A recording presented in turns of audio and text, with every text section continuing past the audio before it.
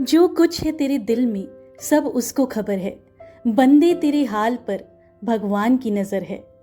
वैसे आज की हमारी ये कहानी भी हमें कुछ यही सीख दे जाती है। So let's start the story. एक कहानी वृंदा की जुबानी। एक बार एक इंसान बहुत ही परेशान था। जिंदगी की परेशानियों की वजह से वो दुखी हो चुका था। वे अपना मूड फ्रेश करने के लिए अपनी 90 साल की बुजुर्ग नानी माँ के यहाँ गया। नानी माँ उसे सालों बाद देखकर बेहद खुश हुई, पर उस व्यक्ति के चेहरे की परेशानी देखकर वे समझ गईं और उस व्यक्ति से पूछा, क्या हुआ बेटा, इतने परेशान क्यों लग रहे हो?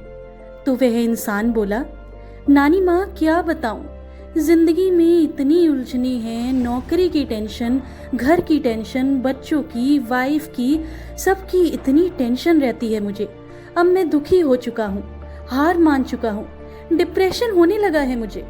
नानी माँ हल्की सी मुस्कुराहट के साथ बोली, डिप्रेशन क्यों? बेटा, आज मैं तुम्हें श्री कृष्ण के बारे में बताती हूँ, जो अब तक के संसार के सबसे ज्यादा परेशानियों से घिरे व्यक्ति थे। बेटे ने बोला, पर वो कैसे नानी माँ? नानी माँ बोली, श्री कृष्ण के पूरे जीवन काल में उनसे कितना कुछ छूटा। पहले माँ छूटी, फिर पिता छूटे, फिर जो नंद यशोदा मिले वो भी छूटे, संगी साथी छूटे, राधा भी छूटी, गोकुल छूटा, फिर मथुरा छूटी। श्री कृष्ण से जीवन भर बस कुछ न कुछ छूटता ही रहा।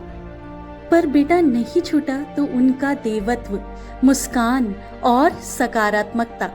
श्री कृष्ण दुख नहीं, उत्सव के प्रतीक हैं। सब कुछ खोने पर भी कैसे खुश रहा जा सकता है, यह श्री कृष्ण से अच्छा कोई नहीं सिखा सकता। वो इंसान अब नानी माँ की बातें समझ चुका था।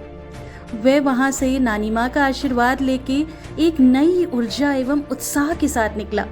उसका हृदय परिवर्तित हो गया था। एक्चुअल में अगर देखा जाए तो इस कहानी में कितना बड़ा सार छुपा है। लाइफ में हर परिस्थिति हमारे अनुकूल नहीं होती।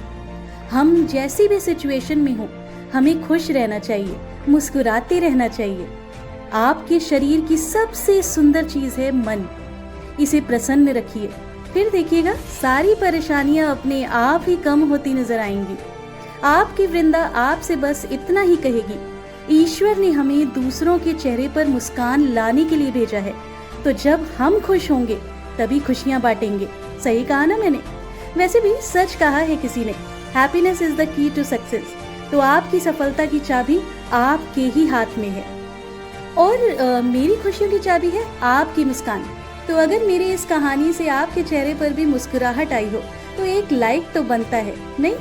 इसी तरह अपना प्यार, like, subscribe, comment and share करके बरसाते रहिए। जल्दी मुलाकात होगी एक नई कहानी के साथ।